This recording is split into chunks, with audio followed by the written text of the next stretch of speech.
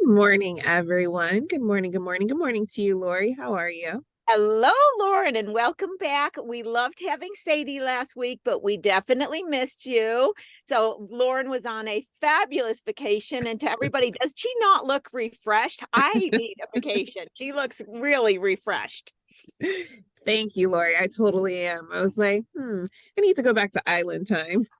Exactly. Speaking of time, I think I'm right on this. Change of time, November 5th. I think it's this Sunday. Oh, is it? Well, I think I'm right on that. I wanted to mention that on this. Yes, Christine saying Christine yes. says yes. So you heard it on Small Biz Talk. I'm making sure everybody's on time Monday, this Sunday, change of time, guys. Be prepared. Fall back. See, I'm in a no change time zone right now. So I'm a different time all the time, right? So that's why I'm very aware. I'm like, when is everything happening? So that's on the change of time, everybody. See, Lori, you're always keeping us on our toes and informed. That's why we I love you so much. try. Well, thank you so much. I try. Okay, take us away because we got a big show today, as always. Here we go. So good morning again, everyone. My name is Lauren Simpson. I am with the SBDC, or the Small Business Development Center. We are a national program with over 1,000 locations across the country, and we offer no-cost services to local small businesses. Now, our services are at no cost to you because your tax dollars have already taken care of our fees. For the Los Angeles Regional Network, we have several locations, so physical center locations, and you can see those represented on the map in front of you. Just take a look at those red waymarks. You'll see that we're in Camarillo, Santa Clarita, Pasadena, out to Laverne, throughout Los Angeles, the South Bay, down into Long Beach. Now, here's the good stuff. This is what we offer you. And so we offer no cost business advising. That means you are able to sit one-on-one via Zoom with one of our business experts. And we have experts in various fields. So I'm talking marketing, if you need to uh, uh, um, create various strategies. If you are just starting out and looking to create a business plan, we have someone for you. If you are a handyman and you want to go into construction, we literally have someone specific to that. If you are looking to get your numbers in order and potentially like me, who is just very afraid of numbers, but actually know more because I have been through enough sessions with our guru of all numbers, Miss Lori Williams, who has a way of just making it makes you feel like a math genius. So there's that option to you as well. And then we also offer virtual trainings. Now, those trainings are going to be comprehensive workshops, kind of similar to what it is that we do here. But of course, the show is tons better. But they're virtual trainings, and those are where you're able to sit with a trainer and go through various topics. Now, those topics are going to assist you in creating your business, adapting, and or growing your business. So please be sure to get in contact with us today. We'd love to get you started and help you out along your entrepreneurial journey.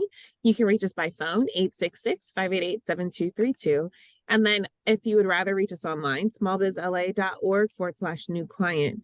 Now, if you're outside of the Los Angeles area, you can go to americassbdc.org/find your SBDC. Really quickly, I'm going to stop my screen share. Lori, quick housekeeping. Let's be sure that all questions are relevant to the topic at hand, and let's throw those into Q&A, and then check the chat for useful information, links that Lori would like to share with you, as well as the party. And that party is going to be our frequent flyers, as well as those of you who are new with us, where you just drop in your commentary as it relates to the show. I think that I've done it now, Lori. Perfect. And Lauren, I want to also make mention to people in the audience, when you're communicating in the chat, make sure you're clicked on everyone. Because like George, you just clicked to host and panelist. And I agree with you that I do wish the clocks would stay at one time permanently. There's too much confusion. So I want to make sure all your comments get seen by all. So I wanted to make mention of that as well. Good morning, everybody. Okay, so today we're going to start out with our Mythbuster. First of all, I'm going to tell you this Mythbuster could be an hour lecture. Oh, it is an hour lecture. That's right. It's in my financial literacy, but I just want to touch base on it today. So what I'm here to say to you is something that is going to be contrarian to what you usually hear.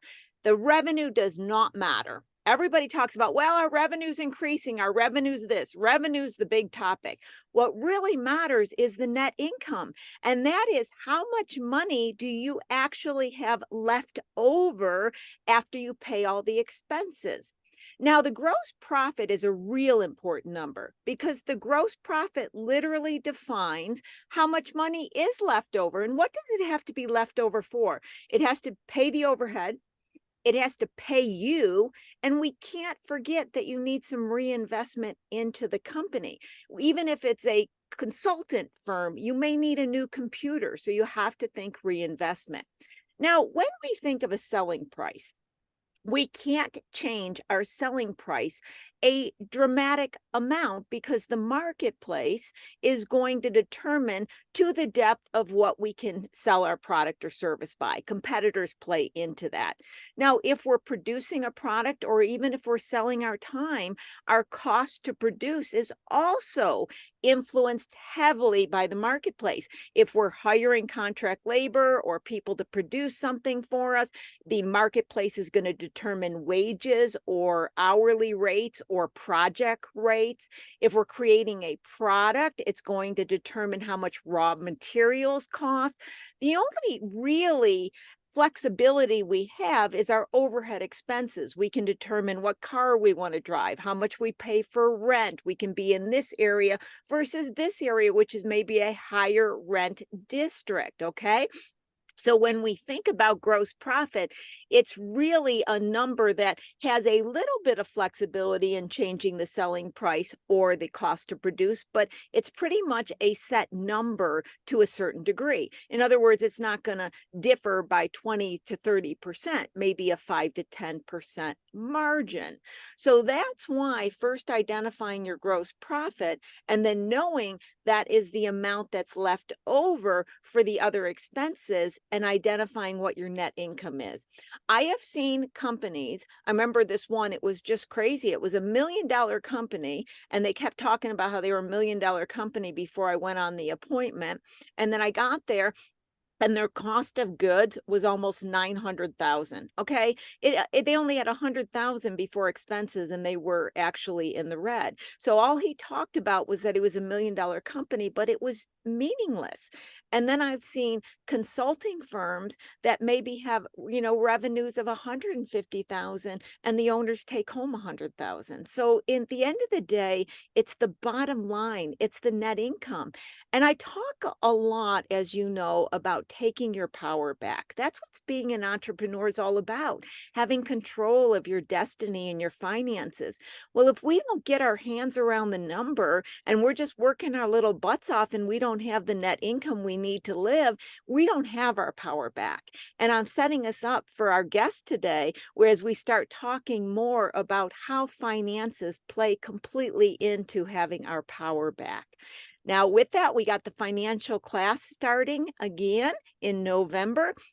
Session 2 and session 3 is where I get more in depth in what I mentioned a minute ago about the gross profit and all the concerns over having enough money to pay expenses. I show you how to map this out in an Excel model.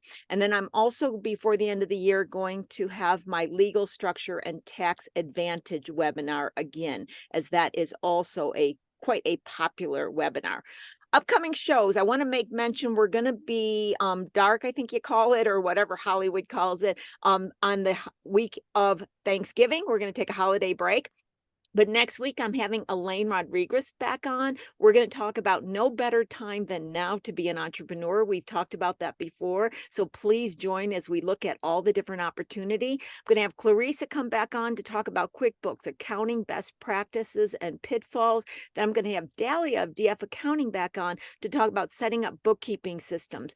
The reason I'm focusing so much on this in November is, we're going to have to close out the month or the year in December. So I want us to really get a good footing of what do we need to do to start getting prepared to make sure that our numbers are intact.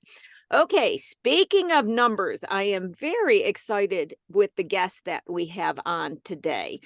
Going back to our personal power and talking about our financial position. I always say that small business owners just don't have access to the same investment options as those employed at large corporations. But I also don't think that matters in becoming an entrepreneur anymore. So David Horvitz is a certified financial planner. Professional has been practicing comprehensive financial planning since 2002. He is skilled in the areas of taxation, mitigation, retirement planning, estate planning, insurance, and personal risk management. David, thank you so much for being on the show and welcome.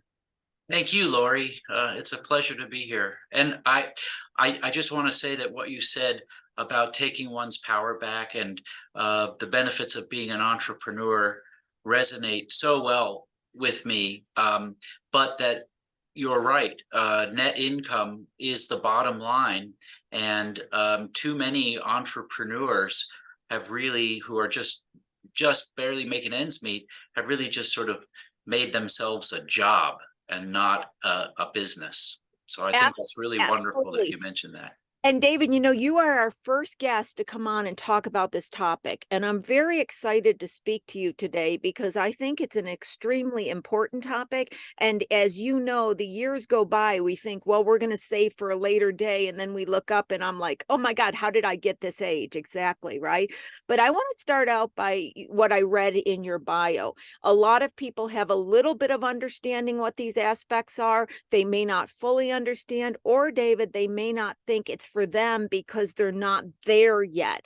And also, if you could just kind of intertwine a little bit about you and how you got started in this field, because we're also talking to an entrepreneur and we don't want to miss that fact. So that's a whole lot, but you run with it, David. Okay, I'll do the best I can. So I am a certified financial planner, which means that I'm qualified to help folks in 6 critical areas of their financial lives. And I kind of see it as sort of like a general practitioner of medicine. I sort of do a head to toe evaluation of one's financial health to make sure that we're addressing all of the red flags so that wherever they are in their working career, they'll have the money that they need when they need it into and throughout retirement. Gotcha. I think that's it in a nutshell, is what a certified financial planner does. And then those 6 areas you can expound upon and get really into the weeds about. But that's it, generally speaking, making sure that clients have the money that they need when they need it. And then in terms of my own origin story, I used to be a teacher. I was a 5th and a 6th grade teacher for 10 years. Actually, we share the same alma mater. I have my master's in education from Pepperdine.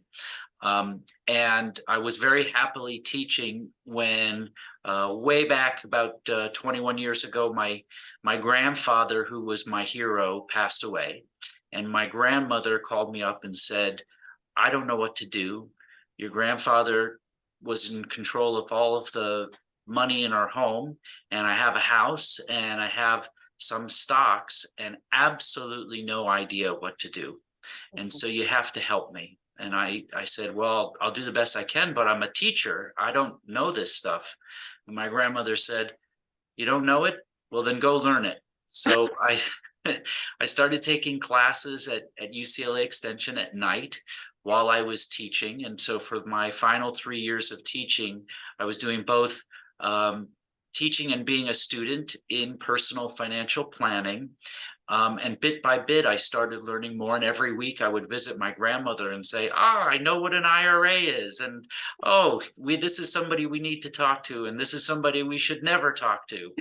And bit by bit, week by week, I got her personal financial life together, my own, and I started helping my teaching colleagues. And so slowly I made the transition from being a teacher that helped little children to sort of a financial planner who continued to teach, but to help bigger people with other financial planning needs. And I'm happy to say that I see my grandmother every week. She's 98 years old. I do all of the financial stuff for her, and she tries to show me pictures of her favorite cats. I love that story. I was not expecting that story. And you know, there's a couple things that I thought about as you were speaking. One, as you talked about your grandmother being 98, I hear of so many people in their 90s, and it reminds me of retirement can be a very, very long time, which is a big consideration. So Dave, we were talking a little bit before the show, and I wanted to start out with a couple different things. I remember I started my first company at 25, 26. And at the time I was really foolish because the corporations were going to have the 401s and they were going to have my retirement. And I was making this huge financial mistake, but I wanted to do it my way, right? Well, over the years, I have seen, I'm just kind of using Lori's words, but I feel like this safety net perceived of corporations disintegrate, where I don't think that if somebody really wants to be an entrepreneur, they should stop themselves because they feel they can't provide for the retirement. I don't think the corporations are providing what they used to anyway. Can you comment on that? Yes, you're 100% correct. It used to be in the 50s and 60s through probably most of the 70s, and then beginning in the 80s, this idea that you were an employee for a big corporation and you put in your time, be it 20 years or 25 years, and the corporation was going to take care of you for the rest of your life, paying you either your full salary or a high percentage of your salary until you die. And one of the reasons that doesn't happen anymore is something that you just touched on, which is retirement can be a very, very long time. Life expectancies have increased, and then healthcare costs have increased exponentially, and corporations simply couldn't afford to provide the same benefit to their employees. So it changed dramatically from corporations taking care of the employee for life to the corporation saying, all right, we're going to put some money away from you, but we make no guarantees. And you, the employee, are really on your own in terms of deciding how it gets invested and when you start using it and when you start pulling from it in your retirement. So in a lot of ways, the employee is just as much on his own as the entrepreneur of today is. And the calculus of whether you should work for a corporation and be an employee versus being an entrepreneur on your own should not include this perceived safety of the employer is going to take care of me.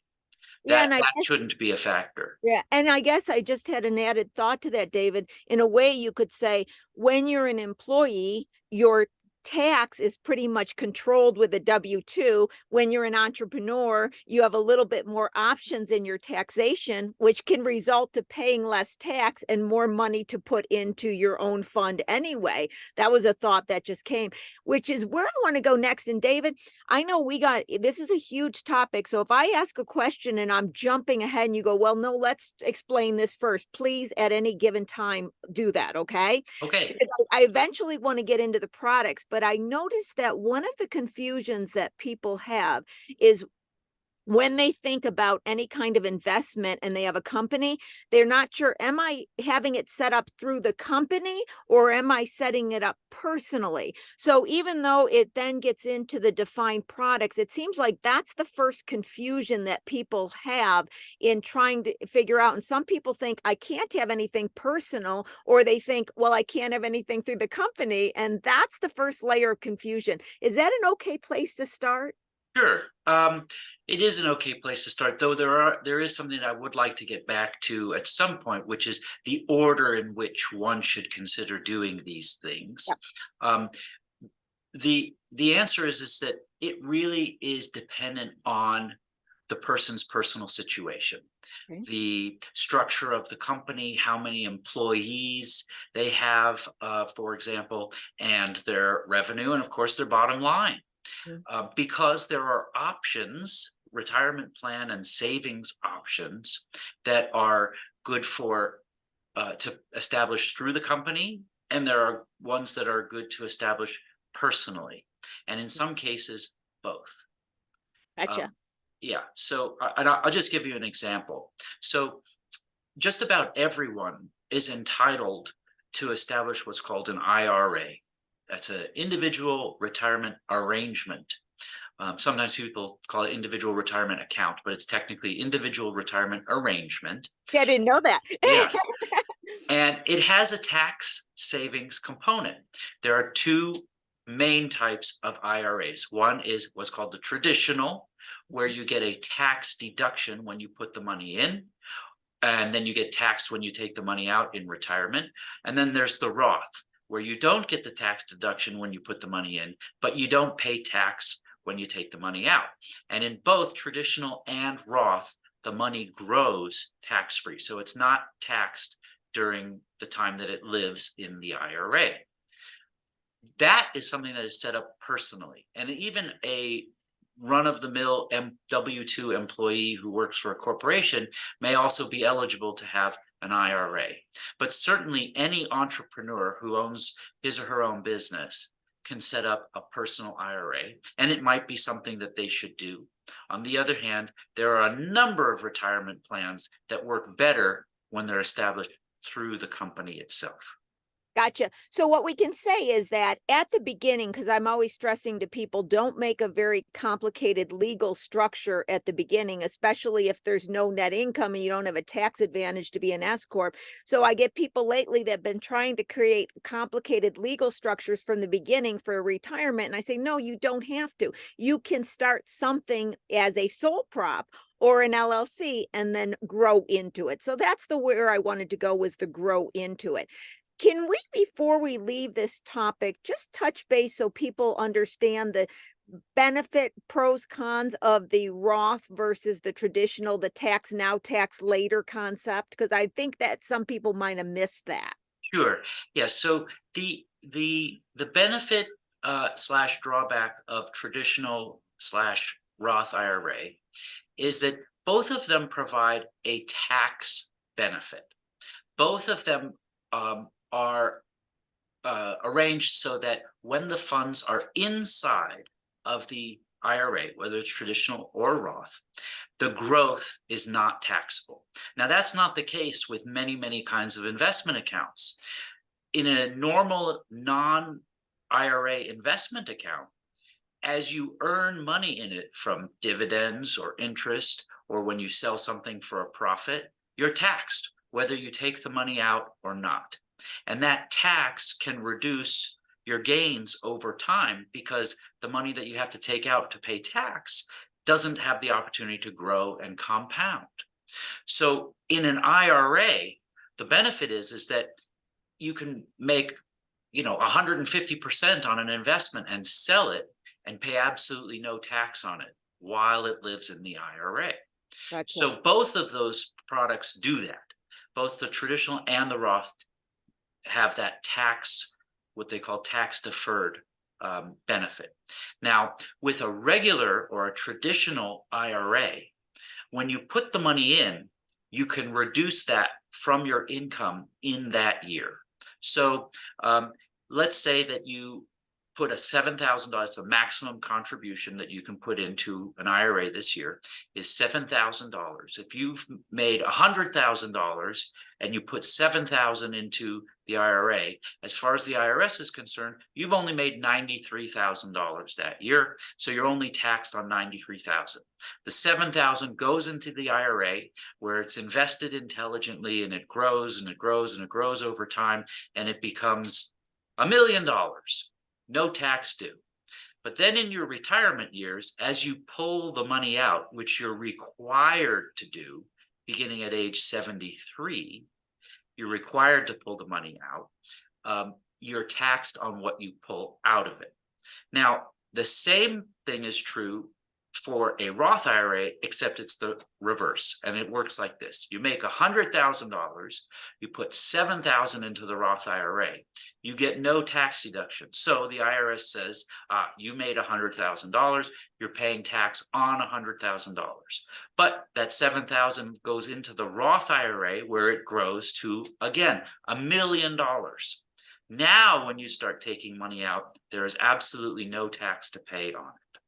So when we think about whether we should start a regular IRA or a Roth IRA, and by the way, you can have both, you just can't contribute to both in the same year beyond the maximum 7,000 total. But when you think about, should I do a Roth or should I do a traditional this year?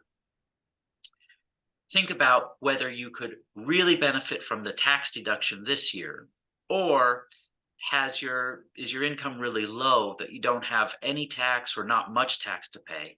And if that's the case, then you'd want to do a Roth. If your taxes are otherwise going to be high, you might want to do the traditional. Gotcha. Perfect explanation. That really helps. I've always toggled between both for that same reason.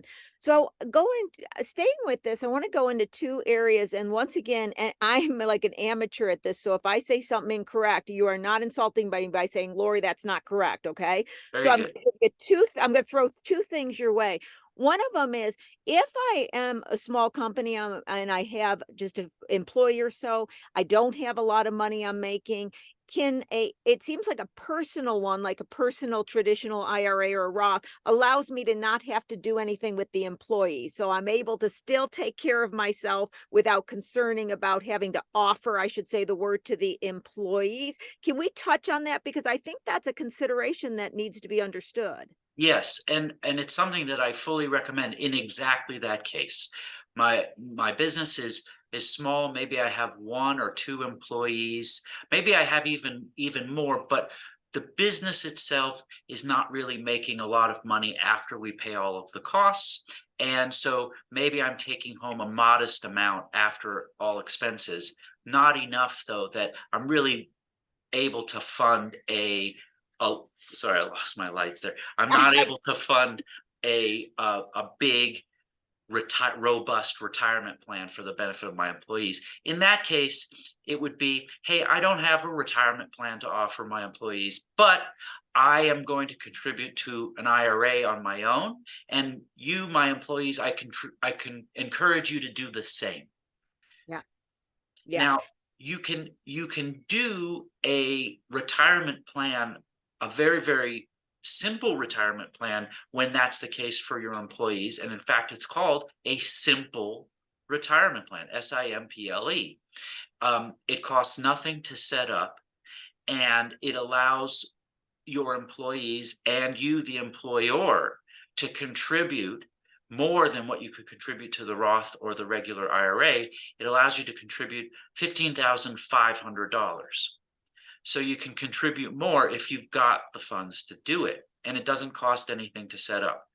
The drawback to the simple is that the employer must contribute an average of 2% of each employee's compensation. So in this case, it's probably not a great option if we've got an entrepreneur who's really starting up and just trying to make ends meet. But if there is some extra funds, and the employer says, I'm willing to pay 2% of my employees' compensation so that I can contribute more than double what I would otherwise be able to contribute to my own individual IRA, then that might be something worth doing. That's fascinating. Thanks for that explanation. In fact, I want to touch on that before I go to my next question.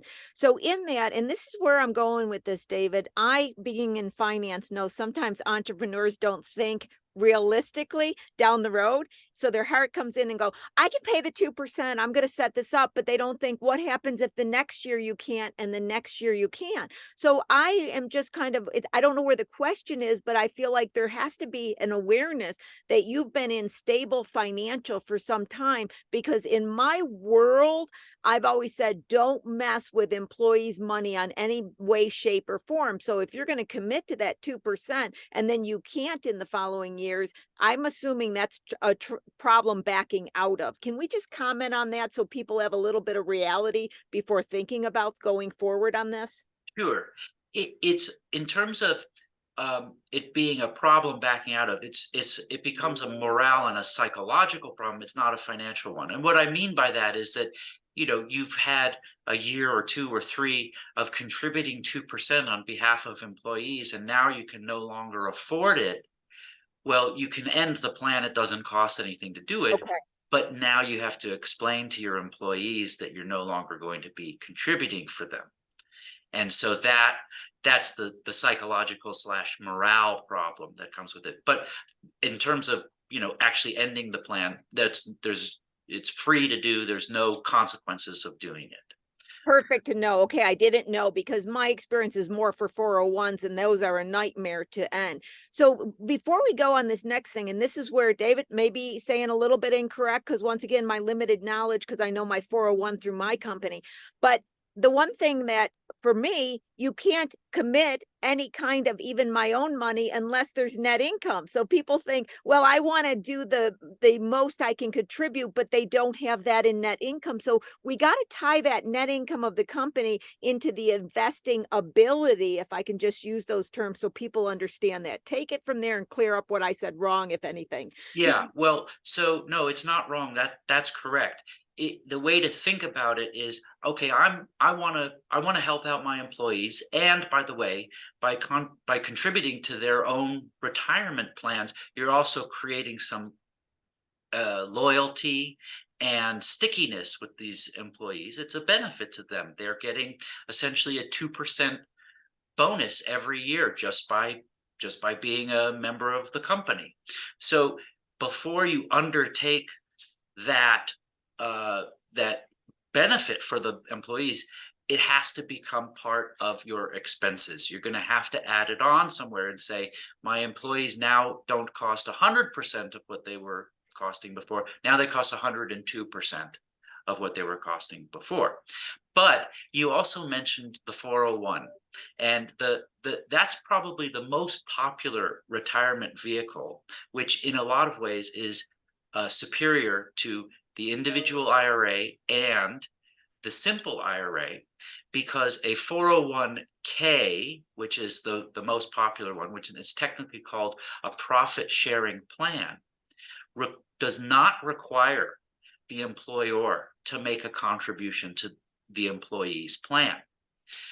Each employee can contribute $22,500 to their own plan out of their own salary. Doesn't cost the employer any more money. The employer can also contribute $22,500, and if the employer or the employee is 50 years or older, they can contribute another $7,000. So just over $30,000 a year without the employer having to come out of pocket anymore. If the employer wants to, because it's been a banner year, the employer can make an additional profit sharing contribution on behalf of the employees and for themselves, all the way up to $66,000. So if we've had a banner year and things are just great, the employer or the entrepreneur says, guess what, everybody? I'm thrilled to announce that in addition to the $22,000 that you've been putting away from your own salaries for yourselves, I'm going to contribute on behalf of the company another 5% or 10% or 20%, up to $66,000 per person. And by the way, I'm going to be doing it for myself too. So the benefit of that one is that you can decide year by year whether this happens or not. And as long as you set expectations with employees and say, hey, I'm introducing this plan where we can all enjoy and share in the profits, but it's only going to happen when there are enough profits to share. You know, you set those expectations, then it makes it an even better plan than the simple, because you can decide year by year whether you're matching it or not.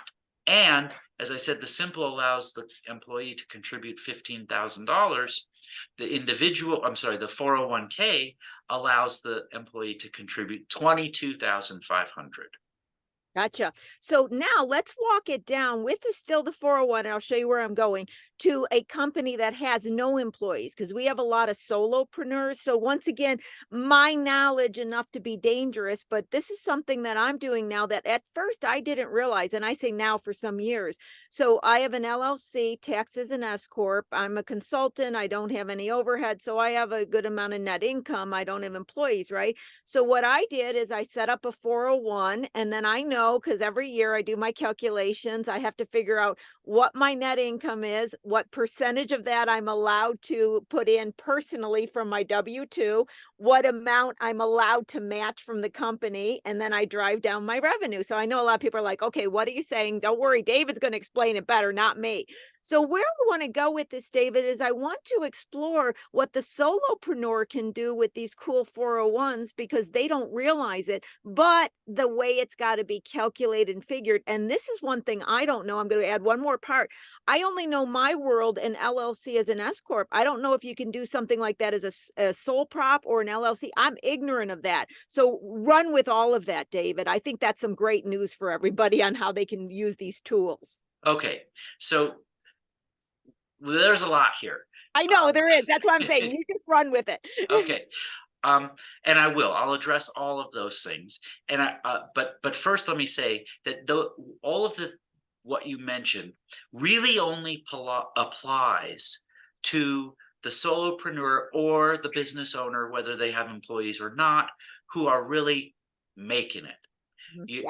You've got not just, high revenues, you got a high bottom line, like you said at the beginning with the Mythbusters, your net profits are high. And at this point, you've reinvested into the company, the business is booming, you've got a good long-term plan, and your question is, okay, how can I avoid or defer taxes? How can I save more of what I'm making and not give a lot of it to the government? Yep. After all, that's one of the reasons I became an individual business owner, is so that I don't have to give a lot of my money away in taxes to the government. So, but before we get to that point, we have to have earned enough money in our business. And so let me just go off on a bit of a tangent for that first. No, please. Important topic. I'm so glad you're focusing on it. Please go. Yes, and this is something that I address with my individual clients all the time, whether they own their own businesses or they're an employee for somebody else. And that is, before you start saving or investing, whether you do it through, one of these fascinating retirement vehicles, or you do it just in a normal, stock brokerage account, you must get rid of all of your personal bad debt. There are two kinds of debt. There are good debts and there are bad debts.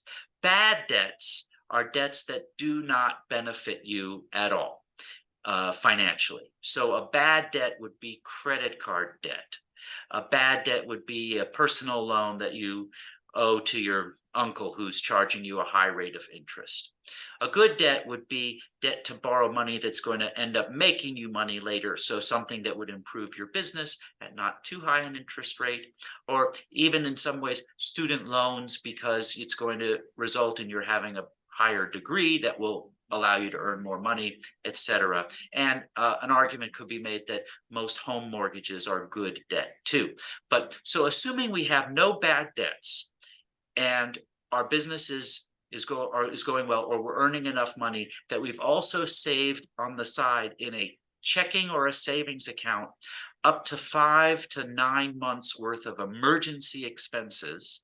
So I take my monthly expenses and I say, okay, if business is closed tomorrow and I have no source of income, I have 5 to 9 months that I can carry on without having to dramatically change my lifestyle.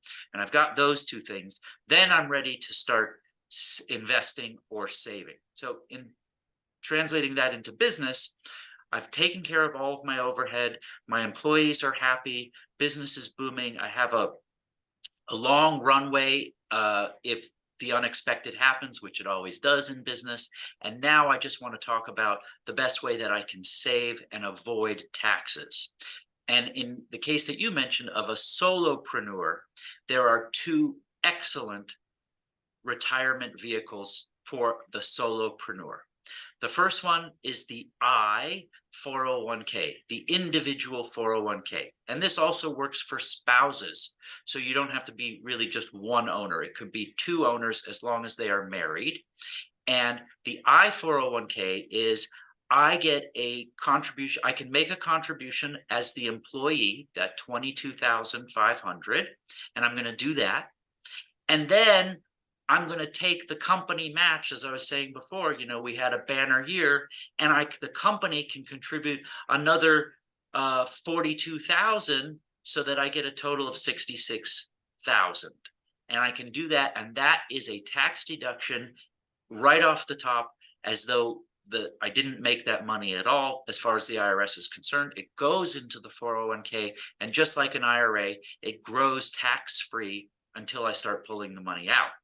And if you're really doing well, then you can do the same thing with a Roth 401k, where you contribute the money after tax. So you pay the entire tax on that 66,000 if you can afford it. The 66,000 goes in, it grows tax-free, and when you pull it out, it comes out tax-free. So it can be very powerful, but expensive to do the Roth one, because again, you got to pay the tax. The other amazing vehicle for the solopreneur is the SEP IRA, which is called the Simplified Employee Pension. And the way it works is that, again, you can contribute up to 66,000. You can contribute as much as 20% of your net income, up to $66,000 in any given year. You could have a SEP IRA if you have employees, but keep in mind, whatever percentage you contribute for yourself, you must contribute for your employees. So if you're having a great year as the business owner and you say, I want to do the full 20%, and just to make it easy, let's say that's $20,000. So I made $100,000, I'm going to contribute 20%. So I put in $20,000 for myself. You now have to put in 20% for all of the employees, which is why the SEP is not usually the best retirement program when you have employees. Now, if it's family, you've employed your spouse and you've employed your 3 kids, then that's one that you can consider for that. It's free to set up and there's no maintenance on it. The difference with the 401k is that you have to pay to have it set up, and you have to pay annually to have it administered. So there's an extra cost with that. It can be as little as about $1,500, and it could end up being a whole lot more. But that's, you know, one of the drawbacks of the 401k that you have to balance against the fact that you don't have to contribute for the employees every year too. Perfect. So I'm going to go back through some of your things that you said. Everything was excellent, but I just want to pull some stuff out and make some bullet points. So if you have bad debt, it really makes a lot more sense to get that paid off before you start putting money away. That was your bottom line on that, which makes sense, because I always say that it's not about any one thing. It's money in and money out, and you've got to be conscious of all the aspects it's exposed to. So then if we have our bad debt paid off, and say we are a solopreneur, but we're not making so much that we want to get into the 401, would we go like a individual IRA or something along that line? Is that the simplest way when we only got a few little chunk change to invest? Can we talk about not having a lot, but just past the bad debt being paid and not quite there, and no employees and not consistent on what we're making? What's the thing we should do? Right. So, okay, the scenario is we've got a solopreneur. So they work for just themselves, no employees. They have no more bad debt. They've retired it. So the easiest one to set up, it's free, and it's just check a few boxes on a form that you can download, would be either the Roth or the regular IRA. So the downside is that you can only contribute $7,000 to it. if we're making a little bit more, the next easiest one to set up for the solopreneur is the SEP IRA. Same, download the form, and it allows us to go all the way up to $66,000. So if I'm in a position where I can put away appreciably more than $7,000, then the SEP IRA is the way to go. If, on the other hand, I have an employee, or I am anticipating having employees in the near future, then we have to start looking at the 401k. Now, you can still do the individual 401k where you have no employees, and in a lot of ways, I think that it's better than the SEP IRA, in that the SEP IRA, you are limited to contributing 20% of your net income. And this is where the figures start to actually make a difference. If after all of my expenses, I'm making $100,000, 20% would be $20,000. On the other hand, with the solo or the individual 401k, I can make a contribution of $22,500 before my net income. So it can be part of my expenses. So I don't have to worry about making so much on my bottom line to contribute more. I can do it as part of my expenses, as an employee expense. It just so happens that I'm the employee. Yep, I'm myself as the employee and the employer. And it's a little complex, but the answer is that basic IRA, that's for anybody, easy to do. SEP IRA, easy to do, shouldn't be done, I don't think, if you have employees. It should only be for the solopreneur. Also easy to do. But if I'm in a position where I want to contribute more, and it's and I have employees, then it would be the 401k. Gotcha. Makes sense. And I love the progression you did, because, in my earlier years, when I wasn't really making much money, I just had my little old SEP IRA, and I'd put my $2 or whatever I could. I never even met my full contribution amount, David, because I wasn't making enough, but I was still putting my little $2 in, right? And it was easy to do. And it does grow over a period of time.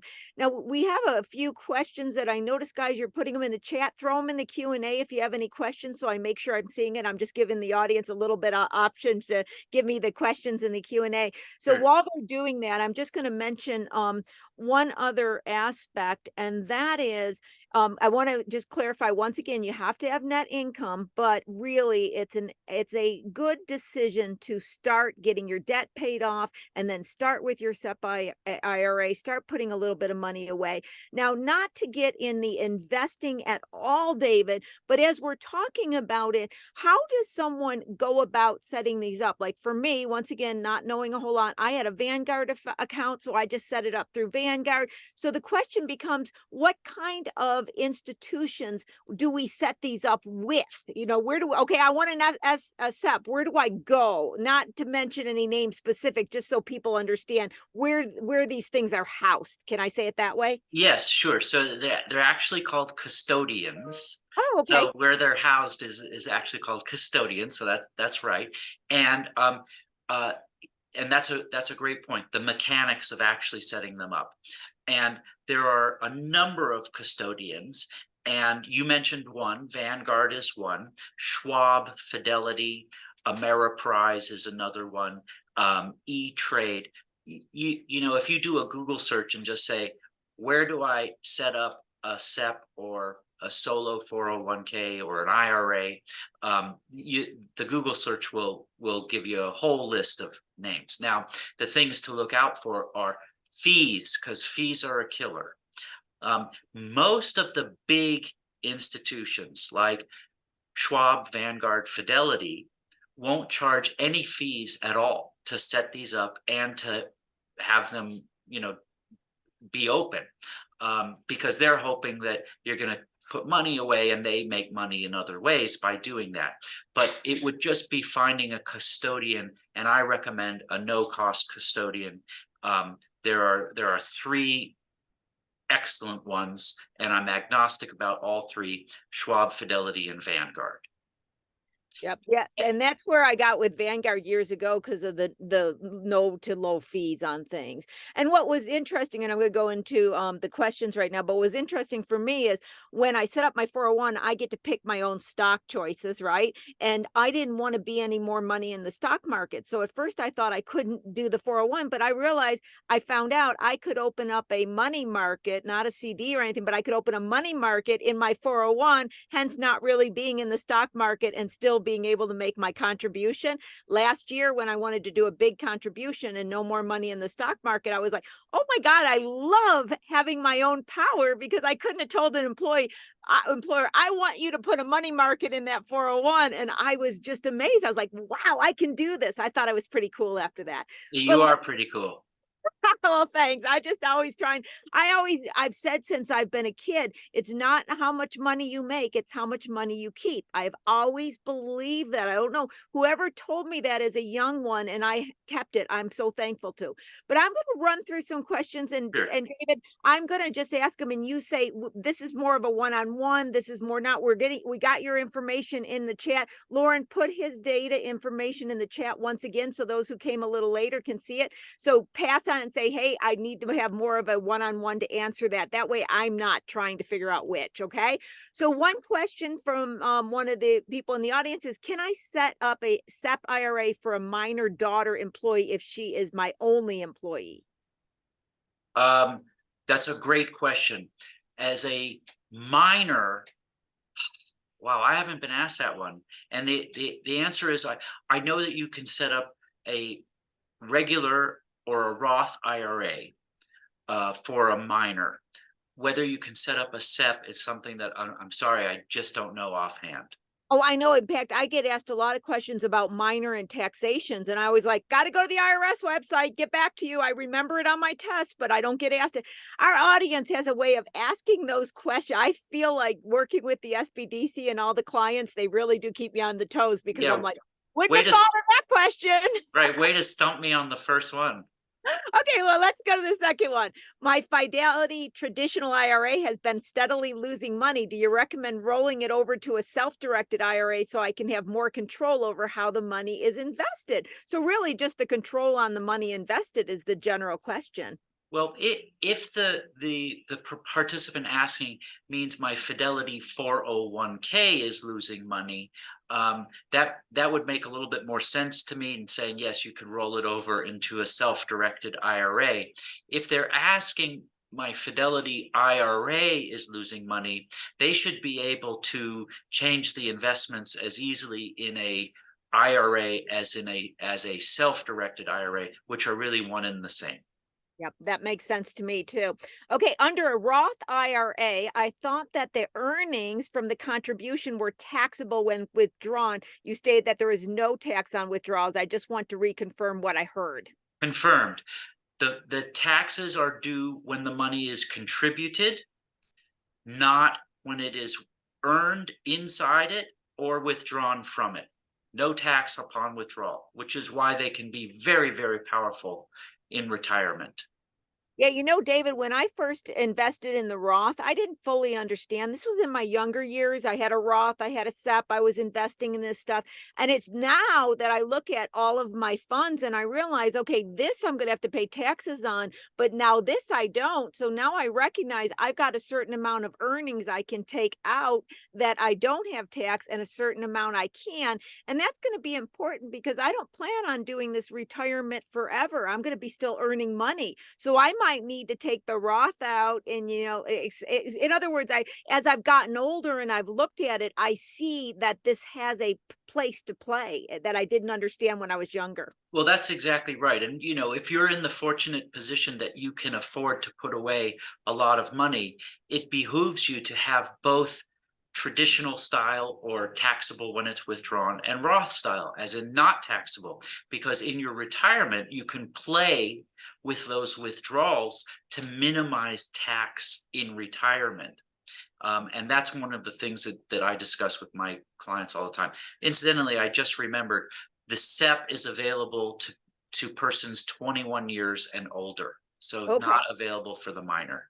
There we go. Now, one of the things, and correct me if I'm wrong on this, we got to remember that even whether we invest in the different vehicles, we still have the contribution that is allowed. Like we can't go over that. I can't put this in the Roth and this in the IRA. I got this one number I got to work with, and it's got to be amongst these vehicles, because a lot of people want to think, well, I can put that amount in this end, and it's not. It's that main number we got to work with each time. Yes, well, so again, if we're in the fortunate enough position that we're looking for more ways to shelter money from income tax in the current year, there actually is a way to shelter about $250,000 to $300,000 from tax. It's a more complex vehicle to set up and to maintain, and it is called a defined benefit cash balance plan. And I won't go into the details.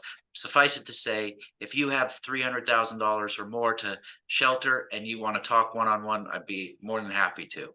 Well, then let me say, David, I hope someday in my life I can have a conversation. Okay, now you're over my head. I was into the 401 and doing okay, but yeah, no, I'm not there. So someday I hope to say, David, I need to have that chat. I hit the big one. I will answer the phone happily, Lori.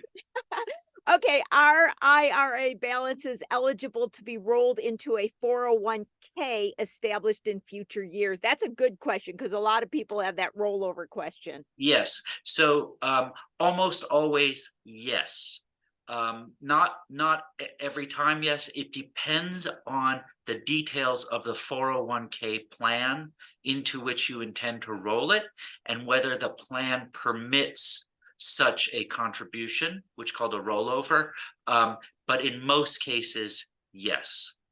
Gotcha. Okay, now here's a trick question from Lori. I don't know if you'll know the answer, but as we're coming near the end, this is what I keep thinking.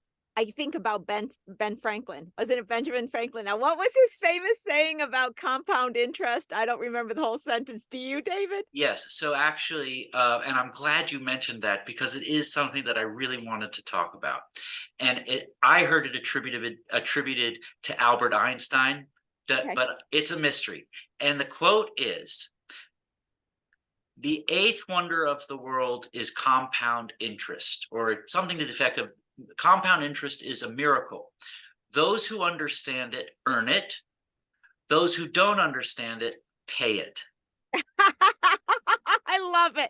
Yes. I didn't remember it at all. So that's pretty intense. But I think that there's so much truth to it. If you wait till a rainy day to put a penny away, the penny isn't getting the compound interest. And I know for me, I spent a lot of my existence in business not making a lot of money, and putting a little penny together thinking, oh my God, what am I going to do with retirement, right? And then those little pennies added up, and I look at it with no plan on retiring it, but I'm like, I'm going to be fine. And I'm amazed as I look back how I just did that little penny here and there. And I think that's the point that I'm trying to say with coming full circle about personal power and making a plan and working that plan. So I'm going to throw that back to you for last thoughts, last information to leave with the audience today. I'm so glad that you mentioned that, because I used to teach to my personal investing students at UCLA, and I share this with the younger clients that I have, or the children of clients that I have. I tell a story about Sam and Sandy, twins, who at age 20 had the opportunity to open an IRA. Sandy funded hers at $5,000 a year from age 20 to age 30, and then never touched it again. Sam did not start funding his IRA until age 30, but funded it from age 30 all the way up to age 65. Sam ended up putting away 3 times as much as Sandy did for 3 times as long. But because Sandy started just 10 years sooner before Sam did, Sandy ended up at age 65 having more than twice as much as Sam did, simply because the most powerful component of growth is time. So start soon, start as early as possible, even if it's just a little bit. Time is the magic ingredient that Albert Einstein was talking about that will compound it into real wealth, and it will mean something at the end. Wow, that is an excellent story. Thank you so much for this. And my last thoughts is coming once again full circle, guys. If you want to be an entrepreneur, you want to take your power back, don't let retirement or benefits or any of that get in your way thinking you need to be an employee. It is not true. And I think we've come to a very good time in life where we can say we can be anything we want to be, but we have to be financially intelligent and sound and reasonable. And if we are, we can be and go and do what we want. Well said. Well, thank you so much, David, for being on the show. This was very informative for me, and I could tell from everybody in the audience, they thoroughly enjoyed it. A topic that I'm so glad we addressed today. So, Lauren, I'm going to invite you back on the show. Wasn't that fascinating? It was fascinating, especially the question about children as it relates to being like a minor employer. All the things, all of it was super interesting. So thank you for that, David. You're so knowledgeable. I know you felt like you got stumped, but it was really good. and great at explaining it too. And like I said, this is not a topic that's normally talked about in the small business arena. So it just was fantastic. So thank you again. Thank you to all our frequent flyers that are here with us every single week. And to those new to the show, welcome. Look forward to having you on the show. Thank you again, David. And I want to say thank you to everybody for tuning into another Small Biz Talk with your host, Lori Williams. Please get in touch with David. Additional questions, set up an appointment to at least have a conversation.